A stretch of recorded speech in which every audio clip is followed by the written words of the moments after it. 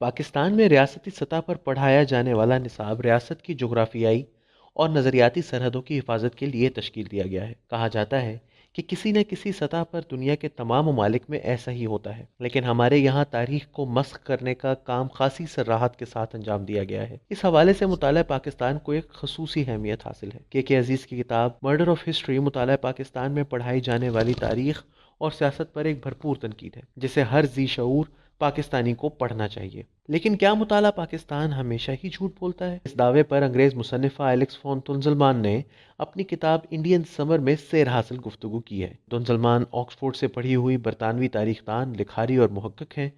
Indian سمر مصنفہ کی پہلی کتاب ہے جس میں انہوں نے برصغیر میں برطانوی راج کے خاتمے اور تقسیم ہند کے دوران پیش آنے والے واقعات کو قلم بند کیا ہے۔ اس کتاب کے 14ویں باب بعنوان اے رینبو ان دی اسکائی میں اس دعوے پر بات کی گئی ہے کہ تقسیم ہند کے وقت ماؤنٹ بیٹن نے ریڈ کلف پر اپنا اثر و رسوخ استعمال کیا اور جغرافیائی لحاظ سے اہم علاقوں کو انڈیا کا حصہ بنا دیا۔ ایلکس فون تنزلمان نے لکھا ہے کہ تقسیم ہند کے وقت تناؤ کی فضا تھی، جس میں بٹوارے کی ہر لائن پر کسی کا بھی اختلاف سامنے آ سکتا تھا، لیکن پاکستان اور بھارت کا مستقبل میں پیچھا کرنے والے 3 بڑے تنازعات تھے، جن میں 2 پنجابی اضلاع گرداسپور اور فیروز پور اور ایک بنگالی ضلع چٹاگونگ شامل تھے۔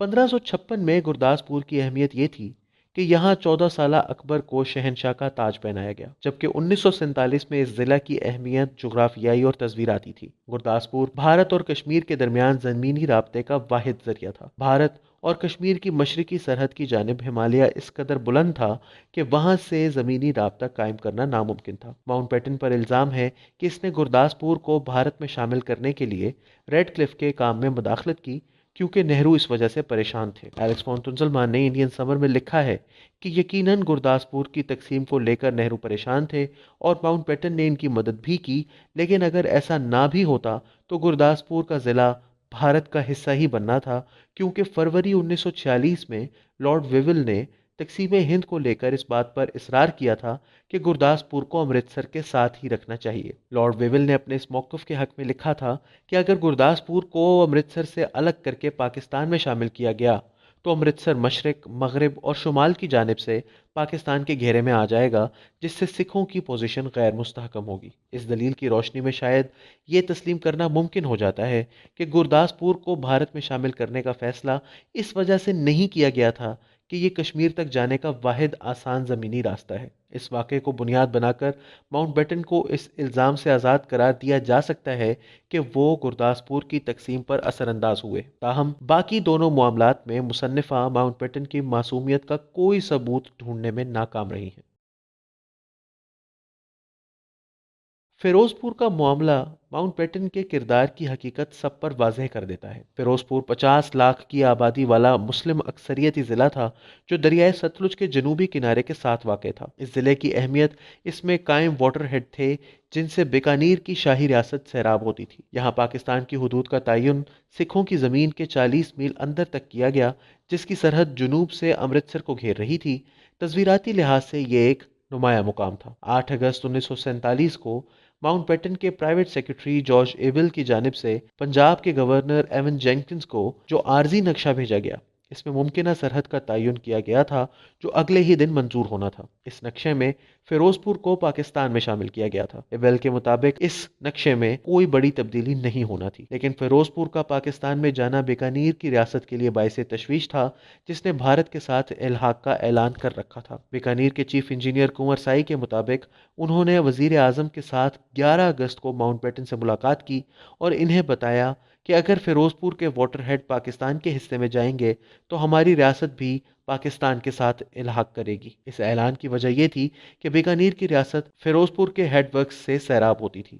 تنزلمان لکھتی ہیں کہ اسی رات ریڈ کلف کو ماؤنٹ بیٹن اور لارڈ اسمے کے ساتھ دوپہر کے کھانے کا دعوت نامہ ملا۔ اس دعوت میں باؤنڈری کمیشن کے سیکرٹری کرسٹوفر کو ایک سوچے سمجھے منصوبے کے تحت نہیں بلایا گیا۔ باؤنڈری کمیشن کے سیکرٹری کرسٹوفر نے بعد میں گواہی دی کہ ریڈ کلف جب اس دعوت سے واپس آئے تو کافی متذبذب تھے۔ اس دعوت میں کیا ہوا، ریڈ کلف نے یہ بتائے بغیر تقسیم ہند کے نقشے پر نئی لائنیں کھینچنا شروع کر دیں اور فیروز پور کو پاکستان سے نکال کر بھارت میں شامل کر دیا۔ کرسٹوفر اور ماؤنٹ بیٹن کے ایک سیکرٹری کا خیال تھا کہ وائس رائے نے ریڈ کلف کو نقشے میں رد و بدل کرنے پر اس لیے مجبور کیا کیونکہ اس پر نہرو اور ریاست بیکانیر کا دباؤ تھا۔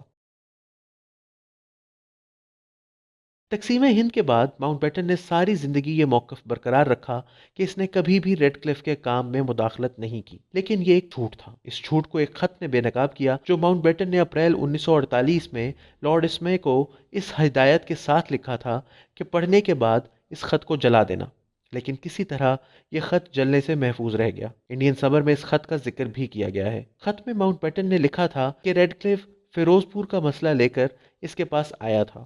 ماؤنٹ بیٹن کے خط میں اس بات کی جانب اشارہ ہے کہ اس نے ریڈ کلف کو نقشے میں تبدیلی کی ہدایت کی اور بدلے میں پاکستان کو بنگال میں رعایت دینے کو کہا۔ ماؤنٹ بیٹن کے خط میں موجود حقائق کو دیکھا جائے تو یہ باؤنڈری کمیشن کے سیکرٹری کرسٹوفر کے بیان سے مختلف ہے کہ ریڈ کلف نے وائس رائے کی دعوت سے واپسی پر نقشوں میں تبدیلی کی۔ تنزلمان کا کہنا ہے کہ یہ بھی یقین کے ساتھ نہیں کہا جا سکتا کہ ماؤنٹ بیٹن نے اپنے خط میں لارڈ اسمے کو جو بتایا وہ پورا سچ تھا، کیونکہ اگر ایسا ہوتا تو ریڈ کلف کے ساتھ کیے گئے وعدے کے مطابق پاکستان کو بنگال کی طرف رعایت دی جاتی، لیکن ایسا نہیں ہوا۔ ماؤنٹ بیٹن کے سوانح نگار نے اس طرف اشارہ کیا تھا کہ بنگال میں چٹاگونگ کا پہاڑی علاقہ پاکستان کو فیروز پور کے بدلے میں دیا گیا۔ یہ دعویٰ بھی بے بنیاد ہے کیونکہ چٹاگونگ کا پہاڑی علاقہ پاکستان کو فیروز پور نہیں بلکہ اس سے بڑے نقصان کے بدلے میں دیا گیا تھا۔ پاکستان کا یہ نقصان صنعتی شہر کلکتہ سے ہاتھ دھو بیٹھنے کی صورت میں ہوا تھا۔ مارچ میں ماؤنٹ بیٹن کے پرنسپل سیکرٹری نے اسے یہ رائے دی تھی کہ کلکتہ کے بغیر مشرقی پاکستان ناقابل عمل ہوگا۔ ماؤنٹ بیٹن نے کلکتہ کو پاکستان سے الگ کرنے کے لیے چٹاگونگ کا علاقہ پاکستان میں شامل کرنے کا کہا، جو زمینی نقل و حمل کے لیے آسان نہیں تھا۔ گورنر فریڈرک بروز نے پیش گوئی کی تھی کہ کلکتہ کے بغیر آزاد مشرقی بنگال ایک دیہی کچی آبادی بن جائے گا۔ تنزلمان نے لکھا کہ بنگال کی تقسیم میں اس طرح کی ہیرا پھیری اس لیے کی جا رہی تھی کہ جناح کے سامنے جب یہ منصوبہ پیش کیا جائے تو وہ اسے مسترد کر دیں، اور عین ممکن ہے کہ وہ مسلمانوں کے لیے الگ ریاست کے قیام کے مطالبے پر بھی نظر ثانی کریں۔ ان کے تمام مفروضے غلط ثابت ہوئے اور قائد اعظم نے پاکستان کو قبول کر کے انہیں حیرت میں ڈال دیا۔ انڈین سمر میں پیش کیے گئے دلائل سے اس بات کی تصدیق ہوتی ہے کہ بر صغیر کے بٹوارے میں ماؤنٹ بیٹن کی جانب سے بڑے پیمانے پر بددیانتی کی گئی اور ایک مفلوج ریاست قائد اعظم محمد علی جناح اور مسلم لیگ کے حوالے کی گئی، جس کے بارے میں ان کا خیال تھا کہ زیادہ عرصہ قائم نہیں رہ سکے گی۔ ان دلائل سے اس بات کی تصدیق بھی ہوتی ہے کہ پاکستان اور بھارت کے درمیان جاری کشیدگی کی جڑ مسئلہ کشمیر کی بنیاد بھی ماؤنٹ بیٹن نے ہی رکھی۔